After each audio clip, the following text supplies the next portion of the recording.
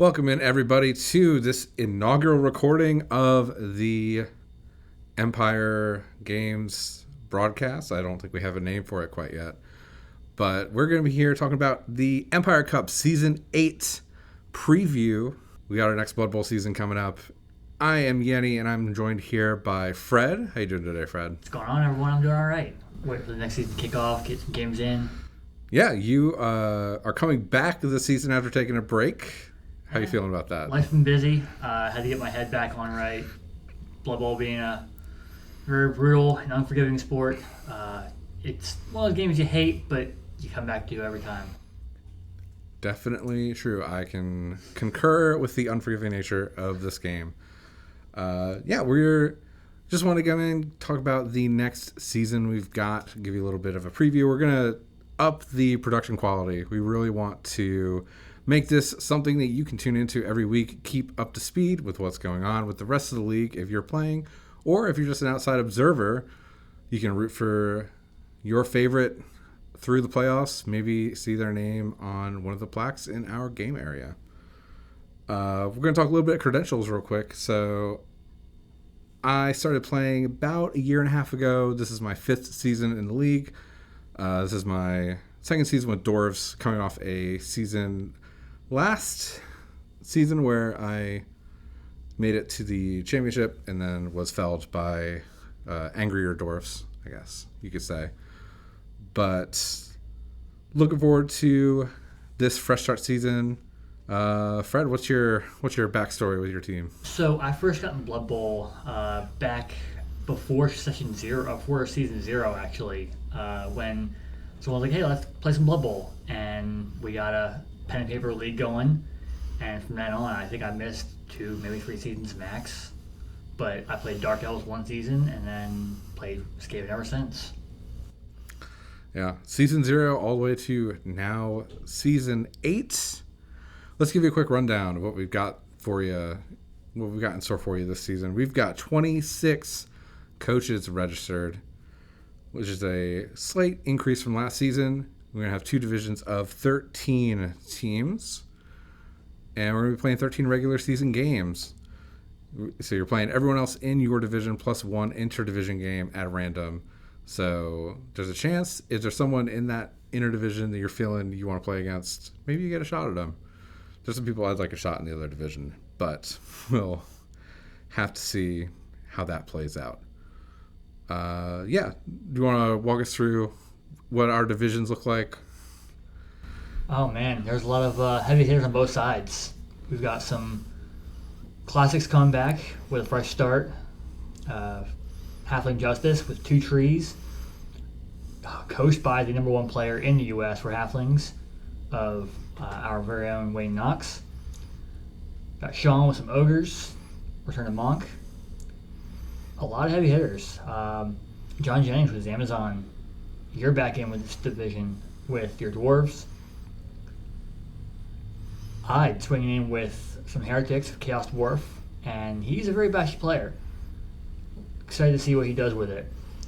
We got Maria hopping in off a championship with Chaos Dwarves, playing Dark Elves, where she took to Orlando, the Chaos Cup, and did very well with. Followed by Barbie, who ran Skaven last season, also running Dark Elves. Excited to see how that one turns out. And then Mike with his Wood Elves, a little more agile than his Amazons he's used to, but I'm excited to see how that runs. And then Snake Eyes Division is going to be an absolute brutal bloodfest with Jim Knox with the Necromantic Horrors. Didn't he win the season with that one? I believe Jim's win was with Underworld. That's right. And I think he's on the plaque twice, so he's done a lot of winning around here. Nathan's got some very brutal Bashy Corn. David Henderson with some Chaos Renegades. And one with Skaven. That kind of scares me, knowing some of his tactics. Yeah, I think if you had to kind of characterize each of these divisions, I will say a side note that I do feel fortunate, just in the realm of luck, to not be in the Snake Eyes division. Maybe some ill omens for the coaches over there. But it does seem like the Snake Eyes division does have a little bit more of a bash element to it. You've got that Corn team with Nathan.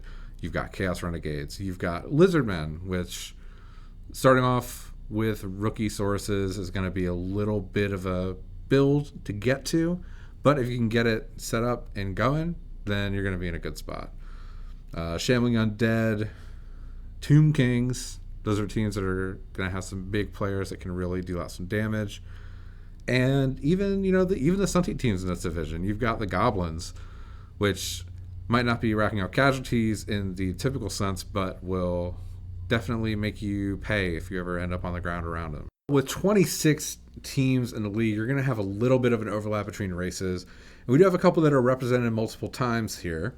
So the most represented team in the league is the Dark Elf with 3 competitors. And we do have some slight differences in the rosters here. We've got the team from Maria. We've got 4 blitzers, 1 runner, 6 linemen, 2 rerolls. Barbie's team, the Teal Terror, we've got 4 blitzers, 7 linemen, 2 rerolls. So main difference there being a runner. I do like the Dark Elf runner a lot. The dump off ability just being excellent there. And then we get to Zero Luck Chucks, which to me is one of the most interesting rosters that we have so far. Keeping in mind that until your first game has been played, there is a chance to make some edits to these rosters. I don't think this roster is going to change, but we've got 4 blitzers, 2 witch elf, 1 runner, 4 linemen, and 0 rerolls. How you feel about that one? It's rough, but there's a big bragging community on Zero Reroll Club in our Discord. It's a lot of big talk, and if you can make it with 0 rerolls, that just kind of tests with your skill. Yeah, I do think there might be some arguments to be had that having the players that you need to get SPP on early in the season, having them on your team so you can get them MVPs or just give them more opportunities for points is going to be good. But not having any rerolls, especially with 2 frenzy players on your roster, is a little bit scary to me. I can foresee, especially with a player like Cooper, he's going to get leader, dodge. He'll pick up those rerolls via skill where he needs them to not need a team reroll. Definitely true. That is the lovely thing about skills like dodge. All right, the Shambling Undead, we got 2 teams here. Not much difference in the roster. TBD, the team name that is very creative at this point, but I'm sure will become something excellent. It's playing with 1 skeleton lineman over a zombie. Other than that, the rosters are fairly identical. So I guess that comes down to, what do you like more between zombies and skeletons? I think I'll go skeletons a little faster. Being a escaping player, I like my speed. And thick skull is always handy to have. Both have regeneration. Yeah, really comes down to that thick skull, how you're feeling about it, I guess. As someone who's spent an entire season playing a majority of movement 4 models, the movement down doesn't bother me as much, but I do really like thick skull. So the Black Orc rosters, we've got the Of Salesman, which is one of my favorite themed teams in the league, representing some amazing drummers. We've just got straight Black Orcs and Goblins, but our other Black Orc team has taken the Troll. How do you feel about big guys? They can be brutal, but they're also very unforgiving. They can be very swingy, and there are games where they do absolutely nothing for all of 14 turns, as we've seen other games prior with, let's say, Nurgle. Big guy just doesn't want to do a thing. I can certainly relate to that as someone who's had their Rot Spawn go stupid 9 turns in a row. And then also Triple Skull somewhere in there. Yeah, it's definitely, I think, a choice with a team like that where, Black Orcs, you've got all these Strength 4 pieces. Most of the time you're going to be overpowering your opponent on the line. It comes down to, do you really want that troll? Is it giving you a different dimension with vomit or throw a teammate? That's really what's going to come down to, how you prefer that. But our last team that we've got represented twice is Skaven, and this one might get a little personal here. So we got Juan on one side with the ROUS playing the most unusually sized rodent, the Rat Ogre. He's got 2 rerolls, no apothecary, and you have decided to forego the Rat Ogre to pick up an extra reroll and apothecary for your team. What led you to that decision? I've been listening to a lot of Bonehead podcast and seeing a lot of different builds for it. I decided early on, I'm not one of the players that I'm competitive enough to worry about trying to be overly aggressive with Rat Ogre. And Rat Ogre is great for preseason, give him some skills. But for something like Fresh Start Season, I went with the Apothecary, saved my gutter runners. And look at my track record. I'm not the best player. So having him versus not having him isn't going to be that big of a difference. He's a great piece to buy, probably later on down the road. But I chose the Apothecary to save my gutter runner and more fans to guarantee a little more longevity. I'm not in season to win. It's never been about the winning. I like being that game you can get into to get back to why you chose playing Blood Bowl and just enjoying the game. So with me, it's never competitive. It's more narrative, where we sit and watch teams both play towards Nuffle and absolutely fall over each other, rolling ones, re-rolling the ones, just having a good time. Yeah, that is definitely a great perspective to have on a game, especially a game that can be as infuriating as this one sometimes.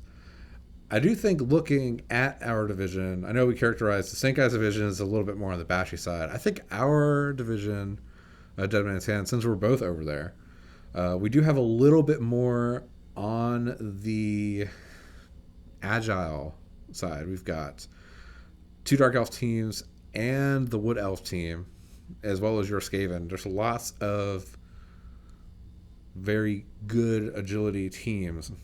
And there could, I think, come a point in the season where you're going to want that Rat Ogre just for that prehensile tail. I might buy him later, but he's still good for now, while everyone's still brand new. Another dodgy team you've got to look out for is John Jennings, Peaches, with his Amazons. And then the Halflings are always fun to address. Yeah, for sure. As someone who has a good amount of tackle on their starting roster, I do enjoy seeing lots of dodge. There's lots of things with low armor. That's the thing.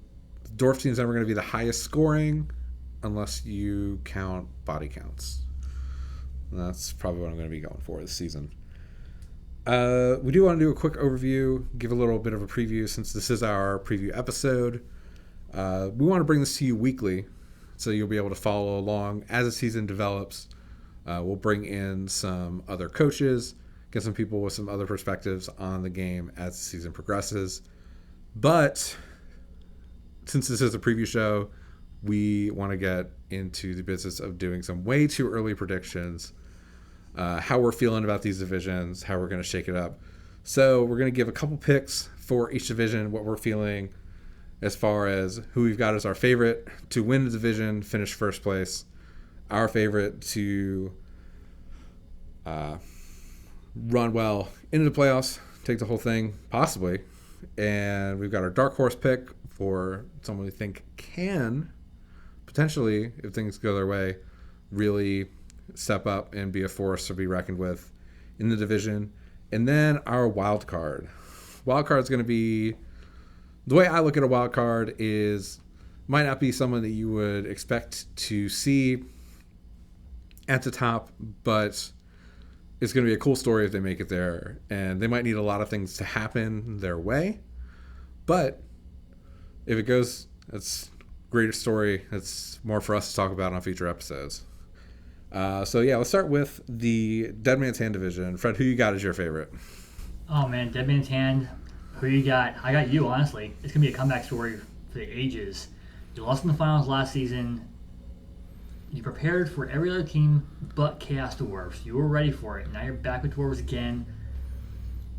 I don't see this story going any other way. Well, I do appreciate that. That was definitely. We could probably record a future episode about the ethics of the death roller. And Ethics and death roller in the same sentence? Never. I mean, as long as it doesn't roll doubles on injury, then we're fine. But we've got. Okay, well, I was not expecting to be anyone's favorite, but I'll take it. I'm here for the Retribution Tour, here for the revenge. I like the sound of that. My favorite for this division is going to be... Actually, I'm picking a repeat champion. At least for the division, I'm picking the Dark Elves with Maria. That was a team that she took down to Chaos Cup and was one of the top finishers for the store. I think starting in a position where everyone has a fresh team is pretty similar to a tournament scenario where you're going to be on a level playing field with the rest of the teams you're going to be going against. So I think that it works out favorably. And just an extremely fundamentally sound coach that's not going to make mistakes. And if you have something that does not go your way playing against her, you're going to get punished for it. And she knows how to take that and really punish it. So that's my pick for favorite. Dark Horse, who you got? Actually, I'm going to go the same for you had favorite. I went with Maria. She won with Chaos Dwarfs this past season, and at Chaos Cup in Orlando, she did very well with Dark Elves. So just give her more speed this season, and it's going to be exciting to see what she does. Yeah, I could definitely see that. My Dark Horse pick for this division is actually going to be the Norse team with Austin. Austin put on a strong finish to the last season. There were some hiccups kind of in the beginning, and he started pretty far down the standings and surged back. Had a shot late in the season with a couple things going his way to make the playoffs. I think everyone starting on even footing is going to put him in a position where he can really show the experience that he gained last season, and with a roster that's not injury plagued or severely overshot by players having redrafted teams, I think that's going to be an excellent place for him to showcase his growth and development with this Norse team. Wild card, who you got? So wild card, I've got Mike with his Wood Elves. He's typically an Amazon player, so he's got that agility. But Mike coming in with a more agile team than his Amazons, look out, he's ready for it. The thing I will definitely say about Wood Elves is the War Dancer is one of the scariest positionals. When it comes to teams I was looking at playing the season before settling on Dwarves, I was looking at teams that had those positionals that are just above and beyond the rest of the competition. And War Dancers are definitely up there. I think you got a couple other teams that have positionals like that, like Chaos Dwarves. The Bull Centaur is scary and my enemy for life. Look at Amazons. You've got the Piranha Warriors. There's another one that I really love. That was my first team, so I definitely have a soft spot for those Piranhas. And War Dancers, right up there. Very expensive. Very worth it. Very worth it. He can only start with one, so hope to play him early in the season before he gets the rest of that roster fleshed out. Next division, Snake Eyes. Who's your favorite for this one? I've got Jim Knox with his Team of Death.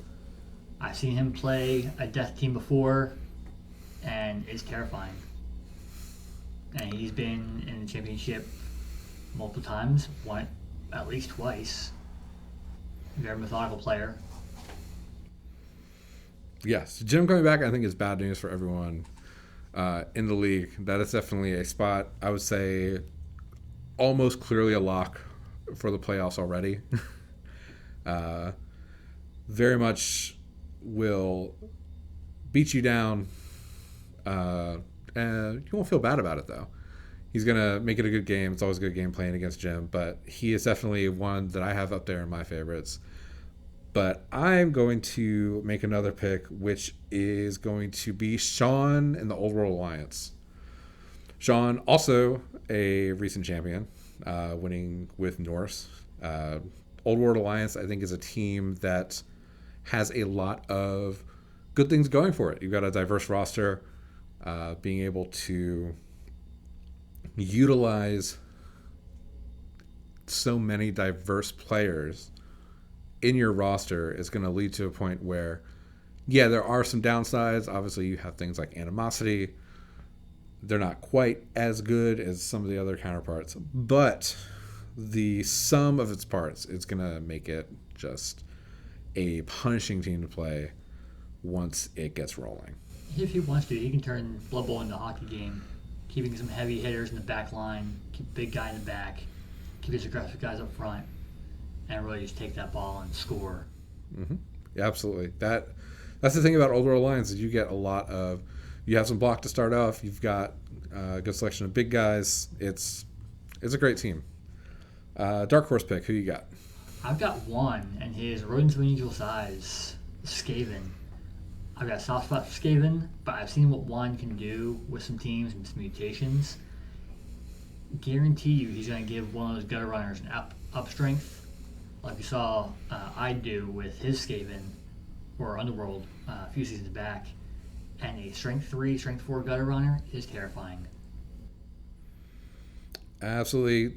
Never a good idea to bet against one. I think this past season was the first season in, at least since I started, that he wasn't in the finals, whether winning or coming in second. So definitely a playoff mainstay with the right sequence of games, getting skills early. If he has a couple high-scoring games, that could lead to some blowouts and lead to a team that's going to be really tough to play against down the stretch. My dark horse pick is going to be the Corn team with Nathan. I think Corn is going to be one of those teams that's kind of feast or famine. There's so much frenzy on your roster that there's a chance that you're going to get put into positions that you don't want to be in. But Nathan's a player that I think is going to be able to navigate that in a way that he'll be able to come out successful, or at least not failing is going to be the big thing. Not putting yourself in situations where you have to go into uphill blocks. I think the Corn team, with some skills, once it gets some block, once it gets some other things, is going to be really strong. And the Bloodspawn is definitely up there with some of my favorite big guys in the game. Just such a monster, even as a rookie, that once you get some extra skills on it, it's going to be hard to keep up with that thing. So Absolutely. The last time I played Corn, it was John Compton several seasons back, and I had all of 2, maybe 3 players left in the field by turn 12, turn 13. It was absolute bloodbath. Yeah. Just the way Corn likes it. Living up to the name. There's some good teams. I think there are some good matchups for him as well. There's some teams I think he can kind of bully. You've got some teams with some strength 2 players out there that will make it a little bit better for his frenzying. So there's some good shots. He's got some good shots with a fast start to the season, racking up casualties early, getting some scores. Once he can develop some scoring threats, I think that team is going to be excellent. And last pick for Snake Eyes Division, we've got wild cards. Oh man, wild card. I'm gonna have to be this one. David Henderson with his Electric State Maulers, the Chaos Renegades. I've seen what David can do as a player, and I've seen what Chaos Renegades can do as a team. You pair those 2 up, it's gonna be a recipe for another bloodbath, which is gonna be the formula for most games this season on that division. There's gonna be bloodbath after bloodbath after bloodbath, and he's gonna get some pretty tough guys. And like we've seen with Chaos Renegades before, he's gonna have +1 strength on a couple guys, and that's going to be it for a couple of the teams that's going to lock it in. Yeah, I think Chaos Renegades, that team to me fits the epitome of what a wild card team should be. It's a team that has a lot of chances to go poorly just based on how many rolls you need to make. But we've seen it with teams in the past. We've seen it with Chaos Renegade teams in the past. And even if you look at teams like Wands Vampires from last season, as long as you don't roll ones, teams can be extremely powerful if you're able to avoid all the negative traits that you have. So if you're able to get around Animosity, get around the Unchanneled Fury, or Bonehead, or Animal Savagery, whatever negative trait you've got on your big guys, that's a team that is going to be hard to combat at that point. My wildcard pick, I'm going to go with someone who actually I think is going to be a strong contender. Was also someone I had on my short list of favorites, but it's going to be the Southern California Trojans, the Elven Union team.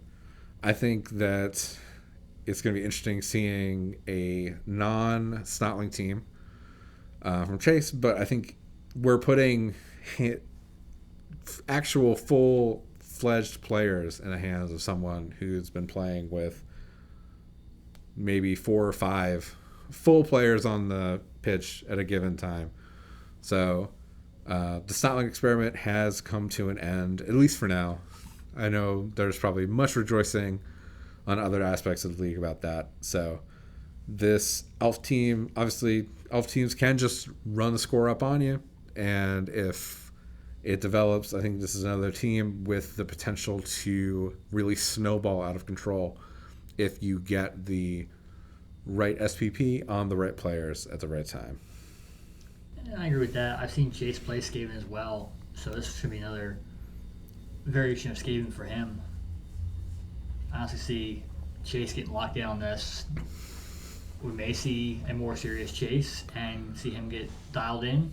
Might see him just casually play it, and might see him just keep up trash talk he's been keeping up, setting another level for us. I do have a feeling that regardless, win or lose, there will still be plenty of trash talk in the Discord. But we'll just have to see if there's bragging rights to go along with it this time. So those are kind of our overviews for the season, but we've got games going on this week. We are jumping right into week 1. We got some week 1 action picked out. So let's go ahead and make some picks for this week. What's your game of the week? Which game are you wanting to pay the most attention to in the Dead Man's Hand division? Oh, man. Dead Man's Hand, game of the week for me. I'm going to take the Black Dwarf versus Chaos Dwarf. James Ide knows what he's doing with Black Dwarfs, so seeing him play against a team he's very familiar with is going to be interesting to watch. Both Jurgen and Ide, both very well-seasoned players. It's going to be a very casualty-heavy game. Be interesting to watch. That is definitely an excellent choice. I think that the thing I'm most interested about for that game is actually going to be seeing how the new Chaos Dwarves work. So, obviously, they went through a roster update with this current season. The last season we had was the last chance for the old Chaos Dwarves. So, we've got a couple new additions here. Obviously, you have the Flamesmith, which is going to be, I think, a powerful piece. It's a world where, obviously, the issue with the Chaos Dwarf roster is you can't get everything you want to start. So if you look at I's roster, he's got up to the 2 Bull Centaurs now. Does not have the Flamesmith. I was hoping to see the Flamesmith in action, but might have to wait for that. I think that's a piece that is interesting. But 2 Bull Centaurs and the Minotaur, 2 rerolls, so maybe some potential for trouble if you get in a bad frenzy spot or you go a little bit too angry with your Minotaur. The upside of this Minotaur, though, now is it no longer has animal savagery, so you're not killing your own players. My pick for this week is going to be the game between the Rotten Peaches and Might of Asgard, the Amazon Norse matchup for this division. That is obviously my dark horse pick in Austin. He's got his roster set up. I really like the Norse to start. You've got a lot of block. Obviously, the entire Amazon roster has dodge. So it's going to be seeing if Austin can roll both downs or if he's just going to end up rolling a bunch of stumbles. Obviously, dodge removing one of your options to knock down a player is going to be potentially rough, but you've got some great players to make up for it. You've got the Ulf Runners, you've got the Berserkers, and the fight between Valkyries and Piranha Blisters. I think those are two positionals that are very similar in prestige. Valkyrie's another positional I really like, so see which ones reign supreme out of that. Absolutely. Yeti's going to be a force to be reckoned with the Amazons.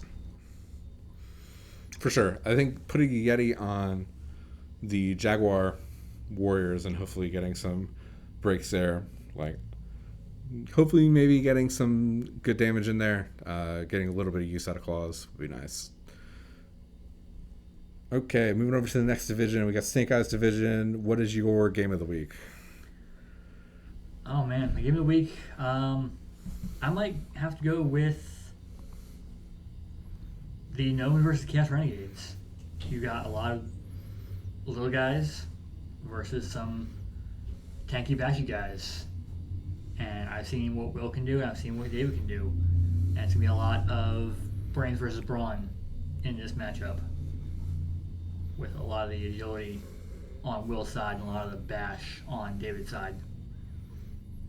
Yeah, that's going to definitely be an interesting game to watch, just as far as the Gnomes being able to be a little bit more mobile might play in. Obviously, having wrestle, jump up, being able to get around after falling down could play in, especially if there's not a lot of block yet on the Chaos Renegade side.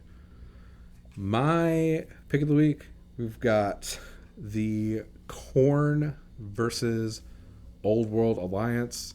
So my dark horse pick versus my favorite for the division, starting out strong. It's going to be definitely an interesting game. Sean's got a little bit of block, not a ton of it, but he's got a small amount. Obviously, everyone on the corner side is going to have frenzy. It's going to be an interesting game. There's going to be a lot of pushing around. I think it's going to come down to who can really make the space for themselves in a way that can get you the game. Absolutely. This is going to be one of those games where we're going to see, just like in the textbook, of both teams decide scoring. What's scoring? We're just going to bash each other's brains in. And it's going to be a bloodbath. For sure. We'll see if the Bloodseekers can live up to their name. And the Bloodspawn. I think Bloodspawn versus Big Guy from Old World Alliance is could be a little bit interesting. Outside of that, we've got our interdivisional game this week, which we'll talk a little bit about, go in depth for this one. So we've got Halfling Justice, the Halfling team reborn, against this Tomb Kings team, which is pretty interesting as the roster currently sits. So we've got a team that is pretty low costed from a team value perspective with the Tomb Kings. Seems like Ness is going to be saving up a bunch of treasury for some future decisions, which puts the Halfling team in a bit of a pinch. Yeah, he's going to be giving Halflings a little bit of inducements, but not a whole lot. Yeah, the way that this Halfling team typically has played out in the past is you're really wanting to get the premier inducements, and this roster is going to be a rough matchup early in the season when you can kind of afford to sit back and not have a lot of stuff invested. I think the Tomb Kings team, obviously, I think over the course of a season, you're going to be building up. You're going to have to get a lot of skills on your Tomb Guardians. You need a lot of skills, I think, to get this team operating in the most functional way. And it's going to come down to a lot of bashing, I think, for when you look at a lot of it. You don't have a ton of scoring potential on the team, at least in a fast percentage. It's pretty similar to a dwarf team in terms of you have your thrower is a movement 6 piece with sure hands, but your agility is 4 up. So you're on a coin flip with a reroll, but that first shot, you've got a 50% shot of hitting it. So it's going to be a little bit tough to score. Obviously, you have a couple movement 6 pieces, but your Tomb Guardians are movement 4. Skeletons are movement 5. Not a very mobile team. The Halfling team actually is just as mobile outside of the trees, which will probably be sitting there holding those Tomb Guardians at bay. Absolutely. It could be a game to watch. Later in the season, we've seen the Halfling Justice trees get movement stat ups almost every single time, and a movement 3 tree is terrifying. Getting this game out of the way early is probably a good thing for the Tomb Kings coach. Yeah, I think that there's definitely going to be some play to it. It's going to be interesting to see how this game plays out, and we'll have to come revisit that next week to kind of see how that game actually went. It'll be a fun one. I think if I had to make a pick, I'll make a prediction. We're here for fun. We're going to make a prediction. I think that the Halflings are going to be able to pull it off. How are you feeling? Oh man, ask me to bet against the boss. Bad juju there. Nest has done some really wild things in the past, and it's paid off. It's gotten the playoffs, and it's given you a lot of stress too in the playoffs with his Dark Elves.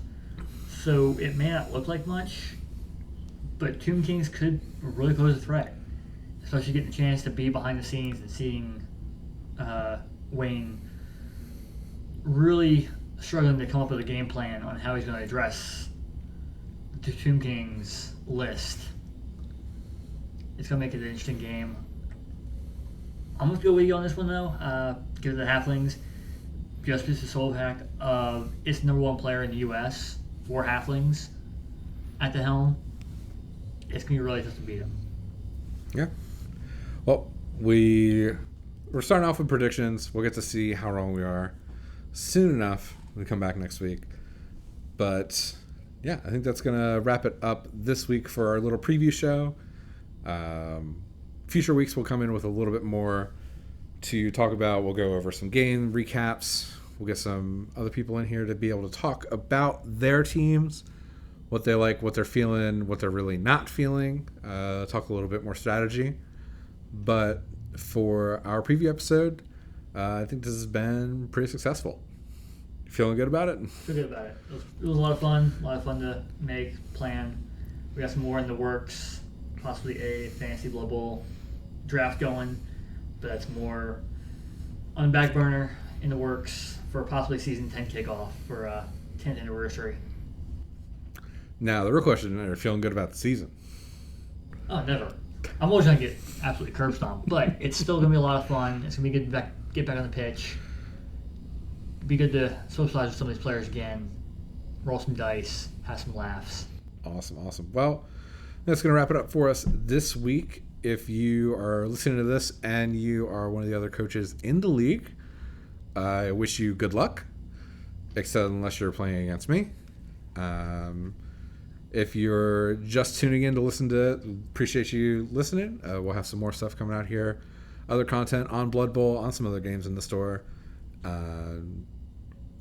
Just keep an eye out on whatever platform you're watching this on, listening to it. We'll be putting all sorts of stuff out there. We're really ramping this content machine up for you. So stay tuned, stay safe, and you'll hear from us again in the future. Until that time, thank you.